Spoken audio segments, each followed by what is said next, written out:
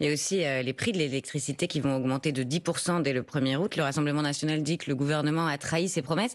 Et en même temps, l'exécutif rappelle que les Français bénéficient toujours de l'électricité la moins chère en Europe, l'une des moins chères. Est-ce que vous auriez fait mieux, vous, au pouvoir? Mais bien sûr qu'on aurait fait mieux pour une raison très simple. Déjà, c'est pas le Rassemblement national qui pense que le gouvernement a menti. Vous avez des dizaines de déclarations de Bruno Le Maire jurant qu'il n'y aurait pas de rattrapage des factures en 2023. Bon, on a un rattrapage de 15% en février et 10% en août. Ça Voilà. reste quand même très loin de la hausse des prix. Il y a quand même eu Mais pas du tout. un bouclier tarifaire qui a... D'où vient cette hausse des prix, monsieur Sénéchal? Elle ne vient pas du fait que le parc nucléaire français ou le parc hydroélectrique français, éolien et solaire, ce qui représente entre 90 et 95% de la production électrique française, C'est a vu ses plutôt coûts exploser. 66% dernièrement, le nucléaire. Non, le nucléaire 66%, mais vous rajoutez l'hydroélectricité dont le coût est stable et encore moins cher que le nucléaire, l'éolien que je critique mais dont le coût est stable, le solaire dont le coût est stable, tout ça c'est 90 à 95% de l'électricité française. Donc il y a une stabilité du parc du coût de production en France. Donc elle n'augmente que parce que nous sommes liés à des règles européennes stupides